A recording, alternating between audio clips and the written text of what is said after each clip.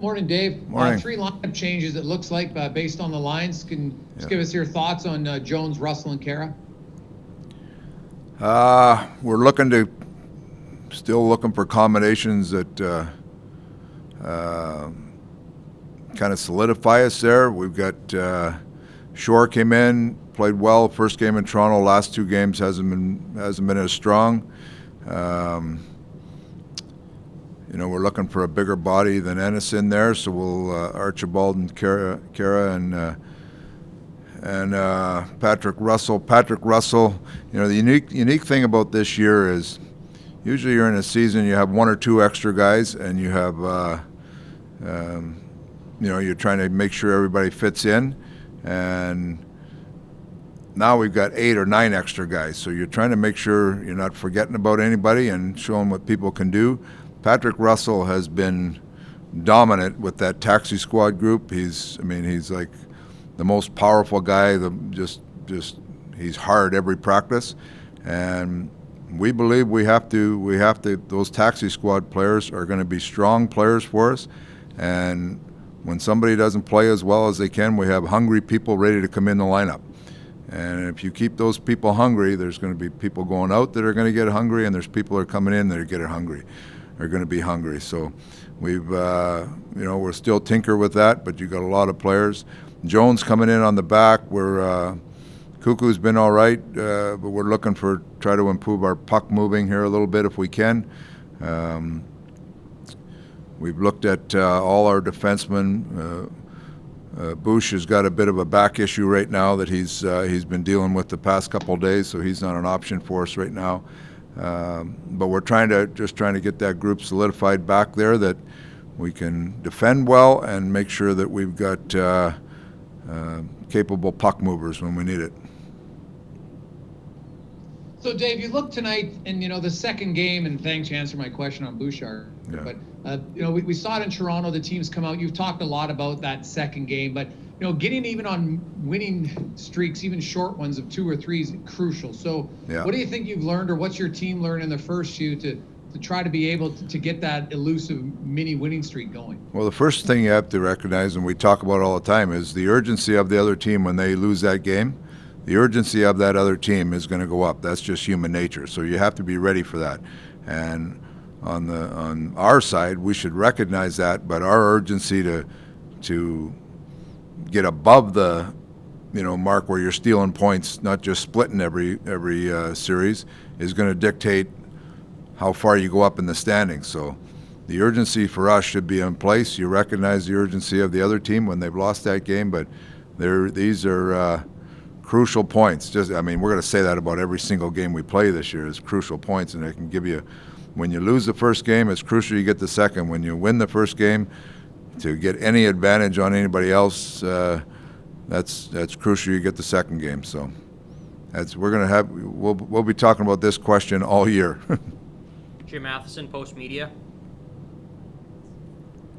Dave, a couple of things. What do you feel that Tyler Ennis didn't get picked up on waivers, and how that helps your team? And the other question is, what do you want to see more from Cara?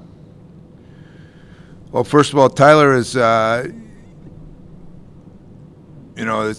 looking for flexibility in our lineup.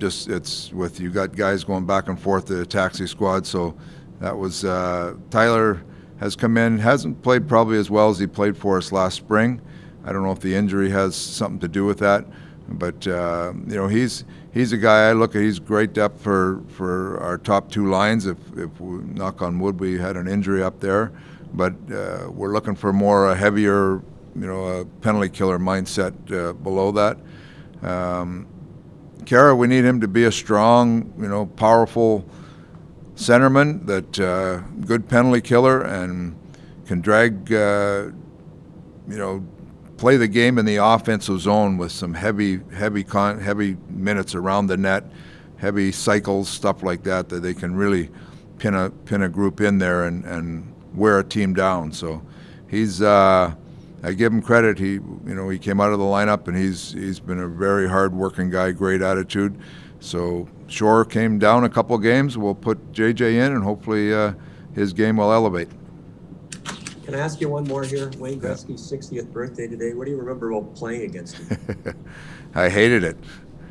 I'd chase him around all the time. Couldn't figure out where he's going, but all of a sudden I'd turn away thinking the puck wasn't going there, and then it was on his stick. So the memories of chasing him around and me chasing him around and then the rest of the Oilers chasing me around because I was chasing him around weren't good memories.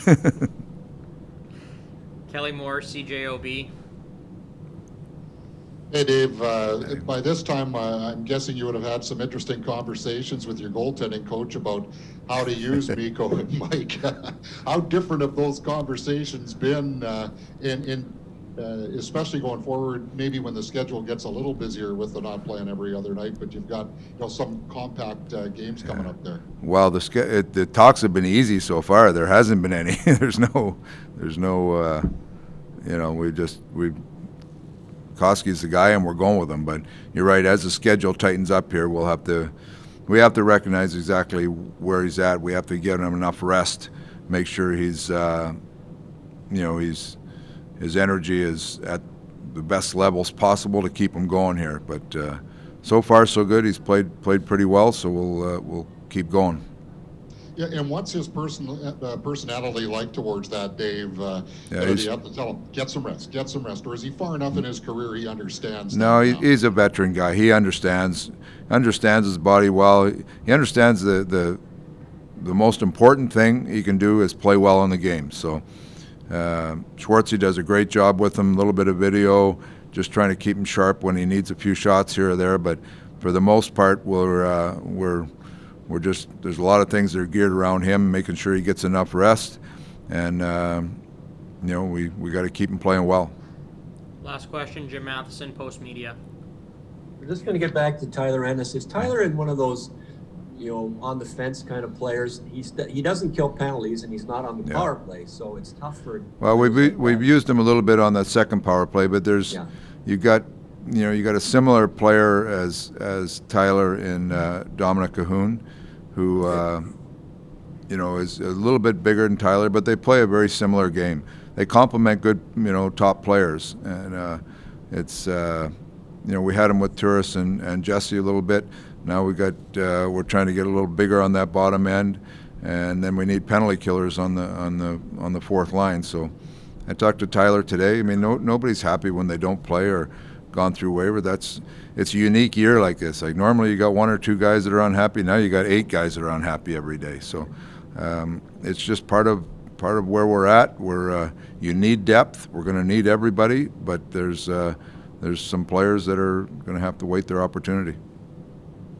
In Cassian's case, Turris kills penalties and Neil's on the power play, so Cassian kind of gets left out of the mix as well. Yeah, Cass does a lot of things though. Cass has a presence in the game, so you have to remember that too. He's got size and presence in the game.